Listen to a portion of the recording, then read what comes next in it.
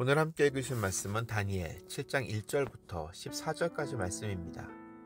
바벨론 벨사사왕 언년에 다니엘이 그의 침상에서 꿈을 꾸며 머릿속으로 환상을 받고 그 꿈을 기록하며 그 일에 대략을 진술하니라. 다니엘이 진술하여 이르되 내가 밤에 환상을 보았는데 하늘에 네 바람이 큰 바다로 몰려 불더니 큰 짐승 넷이 바다에서 나왔는데 그 모양이 각각 다르더라. 첫째는 사자와 같은데 독수리의 날개가 있더니 내가 보는 중에 그 날개가 뽑혔고 또 땅에서 들려서 사람처럼 두 발로 서게 함을 받았으며 또 사람의 마음을 받았더라.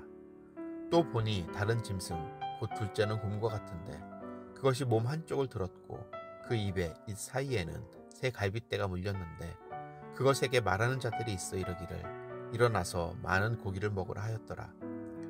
그 후에 내가 또 본즉 다른 짐승 곧 표범과 같은 것이 있는데 그 등에는 새의 날개 넷이 있고 그 짐승에게 또 머리 넷이 있으며 권세를 받았더라. 내가 밤 환상 가운데 그 다음에 본 넷째 짐승은 무섭고 놀라우며 또 매우 강하며 또 새로 된 큰 이가 있어서 먹고 부서뜨리고 그 나머지를 발로 밟았으며 이 짐승은 전에 모든 짐승과 다르고 또 10뿔이 있더라. 내가 그 뿔을 유심히 보는 중에 다른 작은 뿔이 그 사이에서 나더니 첫 번째 뿔 중에 셋이 그 앞에서 뿌리까지 뽑혔으며 이 작은 뿔에는 사람의 눈 같은 눈들이 있고 또 입이 있어 큰 말을 하였더라. 내가 보니 왕좌가 놓이고 옛적부터 항상 계시니가 좌정하셨는데 그의 옷은 희기가 눈 같고 그의 머리털은 깨끗한 양의 털 같고 그의 보좌는 불꽃이요 그의 바퀴는 타오르는 불이며 불이 강처럼 흘러 그의 앞에서 나오며 그를 섬기는 자는 천천히요 그 앞에서 모셔선 자는 만만이며 심판을 베푸는데 책들이 펴놓였더라.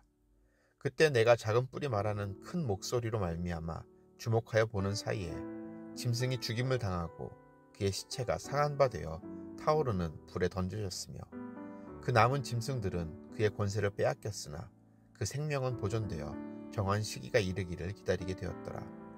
내가 또 밤 환상 중에 보니 인자 같은 이가 하늘 구름을 타고 와서 옛적부터 항상 계신 이에게 나아가 그 앞으로 인도되매 그에게 권세와 영광과 나라를 주고 모든 백성과 나라들과 다른 언어를 말하는 모든 자들이 그를 섬기게 하였으니 그의 권세는 소멸되지 아니하는 영원한 권세요 그의 나라는 멸망하지 아니할 것이니라.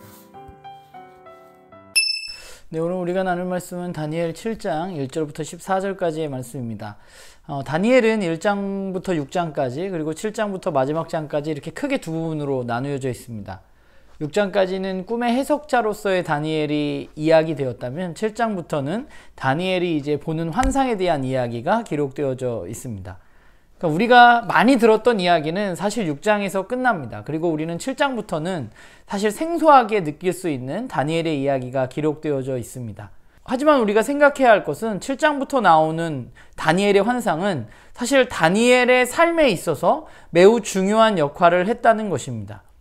다니엘이 하나님의 백성으로 끝까지 살아갈 수 있었던 것, 그의 정체성을 지키고 살아갈 수 있었던 것이 바로 그가 본 환상의 영향이 그에게 분명히 있었음을 우리는 이 말씀들을 보면서 한번 기억해 보면서 우리도 이 7장부터 나오는 환상을 보면서 이 세상 나라 가운데 사는 그리스도인으로서의 삶을 생각해 볼 수 있을 것 같습니다.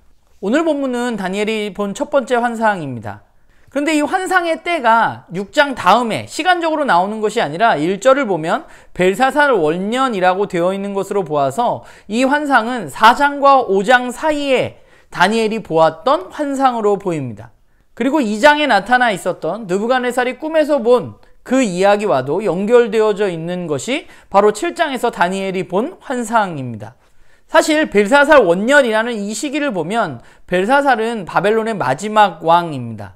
그러니까 마지막이라는 것은 뭐냐면 마지막 왕이라는 것이 무엇을 이야기해주고 있느냐 하면 그 시기에 바벨론이라는 나라가 굉장히 정치적으로 혼란했고 국제 정세로도 여러 가지로 복잡한 가운데 놓여져 있었다는 것이죠.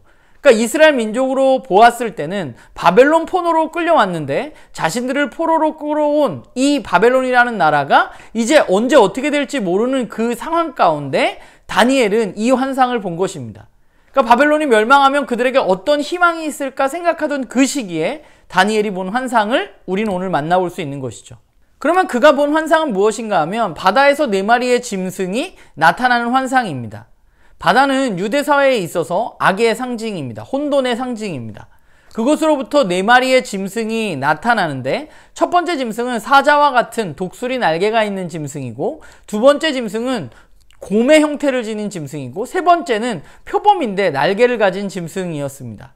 그리고 네 번째 짐승은 그야말로 무섭고 매우 강해 보이는 그런 쇠로 이빨을 가진 그 짐승이 바로 네 번째 짐승입니다.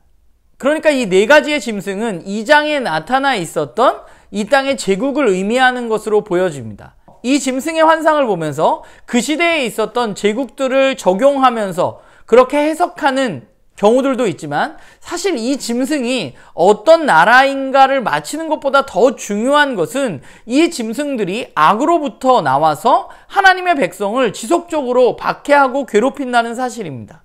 이 말은 뭐냐면 하나님의 백성이 이 세상 나라에서 살아간다는 것은 그리 쉬운 일이 아니라는 것이죠. 이 악으로부터 나온 제국은 특정 시기에만 활동하고 끝나버리는 것이 아니라 여전히 반복되어져 있는, 오늘날 이 시대까지도 동일하게 적용되는 이야기라는 것입니다. 그런데 이 짐승이 나왔는데 거기서 끝나는 것이 아니라 갑자기 장면이 전환되어져서 보좌에 옛적부터 계신 이가 좌정하고 계신 모습을 다니엘은 보게 됩니다.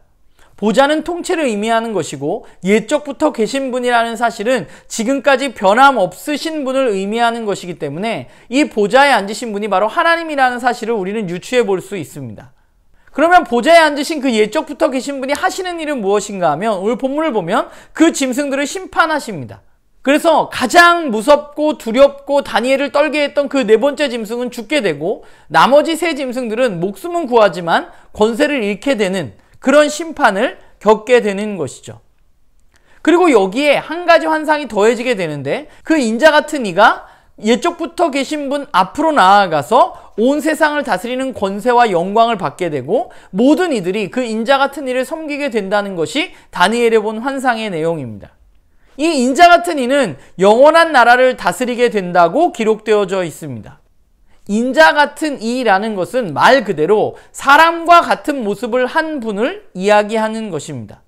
사실 다니엘 7장 13절의 본문은 예수님이 자신을 표현하실 때 말씀하셨던 것입니다. 예수님이 인자 같은 이가 구름 타고 올 것이다 라는 이야기를 하셨을 때 당시 사람들은 아마도 이 다니엘 7장의 말씀을 기억해냈을 것이고, 그가 영원한 나라를 다스리는 분이라는 사실을 알고 있었을 것입니다. 그러니까 이 환상의 내용은 뭐냐면 계속되는 악의 핍박이 하나님의 백성들에게 있을 것이라는 것입니다. 특정 나라에서 끝나는 이야기가 아니라 이 핍박은 계속되어질 것이라는 것, 그리고 갈수록 강력해지고 교묘해진다는 사실을 우리는 볼 수 있는 것이죠. 그렇기 때문에 하나님의 백성은 세상 나라에서 어려움을 겪을 수밖에 없는 것입니다. 근데 진짜 중요한 것은 그렇게 힘들고 끝나는 것이 아니라 바로 우리가 믿고 있는 그 하나님께서 그들을 심판하실 것이라는 사실입니다. 이 사실을 기억하고 믿는 것이 우리에게 굉장히 중요합니다.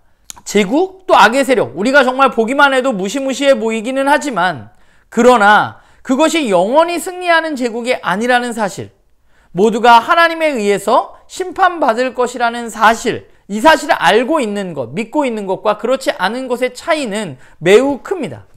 이 사실을 믿는 사람은 당연히 제국이 아니라 하나님의 말씀에 순종할 수밖에 없는 것이죠. 왜냐하면 그 나라가 영원한 것이기 때문에, 이 세상의 제국은 멸망할 것이기 때문에 그런 선택을 할 수밖에 없는 것입니다. 사실 오늘날 그리스도인들에게 실제적인 핍박이 존재한다고 보기는 어렵습니다. 그러나 여전히 세상은 더욱 교묘한 방법으로 우리를 압박하고 있습니다. 우리가 가끔 오해하는 것이 있는데, 그게 뭐냐 하면 우리 스스로 이 싸움에서, 이 세상과 악과의 싸움에서 승리할 수 있을 것 같다는 착각입니다. 우리는 사실 우리의 힘으로 이길 수 없습니다. 우리에게 있어서 중요한 것은 이 사실을 우리가 먼저 인지하는 것입니다. 우리는 너무나 나약한 존재이고, 그 악의 세력들의 압박에, 그 악의 세력들의 힘에 우리는 승리할 수 없습니다. 악의 세력은 너무나 강력해서 또 너무나 교묘해서 우리에게 파고들어서 우리를 죄의 노예로, 그 악의 노예로 살게 하는 것이죠. 그렇다면 우리는 죄의 노예로 그렇게 그냥 평생 살아가야 하는가? 우리는 도저히 이길 수 없기 때문에 그럼 끝난 건가? 그것이 아니라 진짜 통치자가 우리에게 있음을 우리는 또한 기억해야만 하는 것이죠. 하나님이 진정한 통치자이시고 그분이 악의 세력을 심판하실 것입니다. 사실 우리는 이 인자 같은 일을 이미 알고 있습니다. 하나님으로부터 권세와 영광을 받아서 죽음이라는 강력한 악의 세력을 멸하고 영원한 하나님 나라를 이 땅에 시작하신 메시아이신 예수 그리스도를 우리는 믿고 알고 있습니다. 그렇기 때문에 우리가 해야 할 것은 그분의 통치 안에 머무는 것이겠죠. 사실 우리가 살아가는 세상은 그렇게 호락호락하지 않습니다. 우리 스스로 이길 수 없는 싸움입니다. 그러나 이 싸움은 그렇다고 우리가 완전히 패배한 싸움은 아닙니다. 왜냐하면 예수 그리스도께서 이 싸움에서 이미 승리하셨기 때문입니다. 그러나 여전히 목숨이 남아있는 그 악의 세력은 계속해서 우리를 공격하고 있는 것이죠. 우리는 매일매일의 삶을 살아가면서 이 싸움 속에서 살아갑니다.